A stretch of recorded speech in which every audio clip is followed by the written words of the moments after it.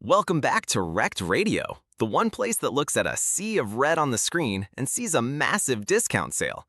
I'm Sunny, and folks, when the market gets this fearful, you know the opportunity of a lifetime is just around the corner. And I'm Cole. I'm here to point out that the opportunity of a lifetime often looks a lot like catching a falling piano.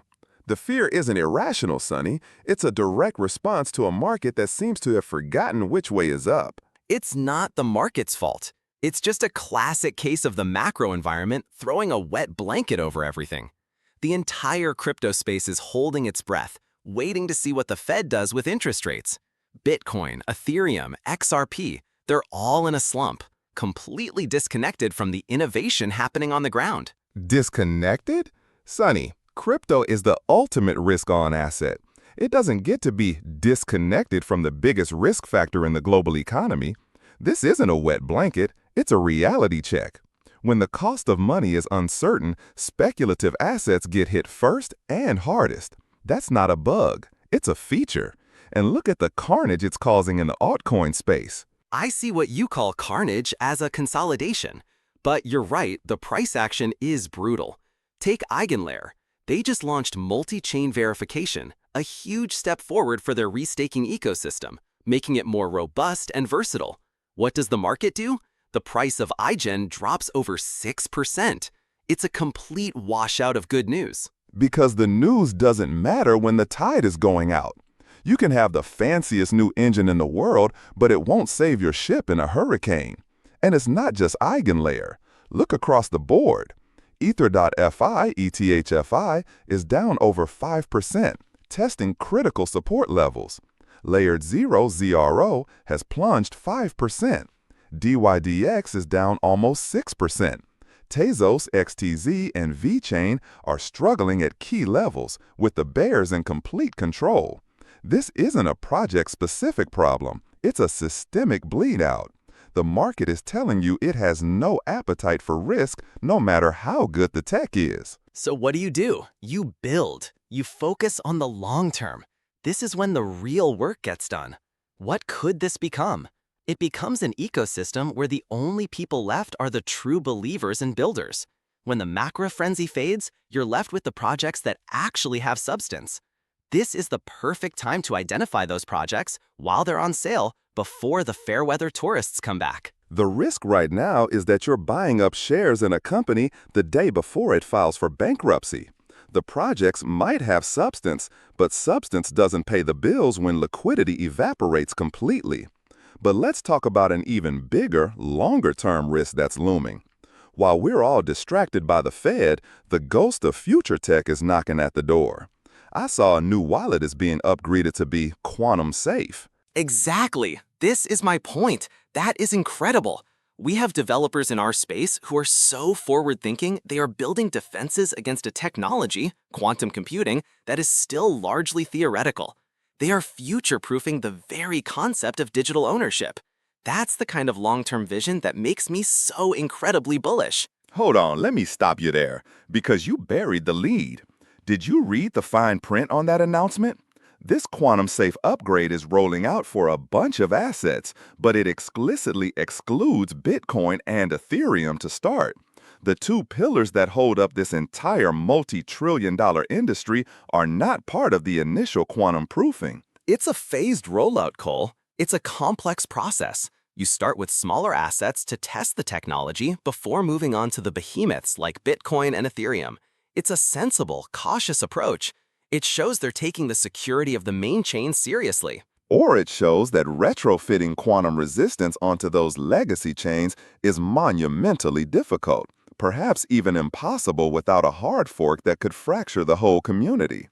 What are the risks right now? The risk is that the cryptographic foundations of Bitcoin and Ethereum, the very thing that gives them their power, have a hidden expiration date. We're celebrating a new fancy lock being put on the garden shed, while the front door of the mansion is secured by a padlock from 2009 that a future thief could shatter instantly. That is pure FUD. The brightest minds in cryptography are aware of the quantum threat and have been for years. There are roadmaps and plans in place. This is an engineering challenge, not an existential crisis. But speaking of chains with different approaches, Let's look at Ripple. The CTO was just out defending the low on-chain transaction volume of the XRPL. Oh, this should be good. I assume the defense is that the numbers aren't low. We're just reading the chart upside down? His defense is that people fundamentally misunderstand how large financial institutions use blockchain. He said that banks and other major partners aren't going to run their Forex operations live on a public ledger. They settle their balances off-chain and then use the XRPL for the final periodic settlement. It's a feature, not a bug. What could this become? It becomes the real-world settlement layer it was designed to be. Fast, efficient, and private for the operators, with the blockchain acting as the ultimate arbiter of truth, not a minute-by-minute diary of every transaction. That is the most elegant excuse for an empty blockchain I have ever heard. He's basically saying, all the amazing high-volume activity we promise is happening, you just can't see it. It's off stage, behind a curtain, trust us. The entire point of a public ledger is verifiable, transparent activity. If the value and volume are all happening off-chain, how is that any different from the legacy SWIFT system they claim to be replacing?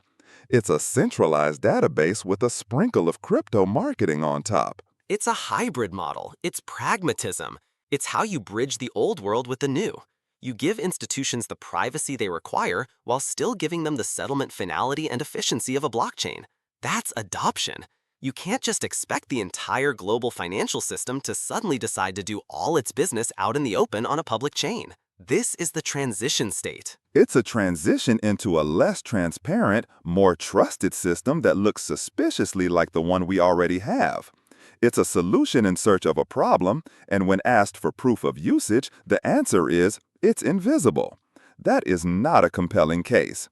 But I know what you want to do. When all else fails, when the alts are bleeding and the narratives are failing, you want to turn to the king. Let's pull up the technicals for Bitcoin. Let's do it. Let's see what the ultimate arbiter says after digesting all this fear and uncertainty. And the story it's telling is one of profound conflict, just as we've discussed. The overall summary, taking every indicator into account, is a sell. Whoa, there it is. Not neutral, not weak sell, but a straight sell. The oracle has spoken, and it's telling anyone who will listen to get out of the way. The market is broken, Sonny. Case closed. Not so fast. You have to be smarter than the summary. You have to look at what's creating that signal. That sell signal is being driven almost entirely by the oscillators, the short-term momentum indicators. That's the panic from the Fed talk, the emotional, knee-jerk reaction. But if you look at the deep foundational trend, the moving averages are still sitting on a buy. Sonny, this is the most dangerous setup in technical analysis. This is a classic confirmation of a trend reversal. The lagging indicators, the moving averages, are giving you a lovely view in the rearview mirror of a pleasant trip. But the real-time indicators, the oscillators, are all screaming that there's a brick wall directly in front of the car.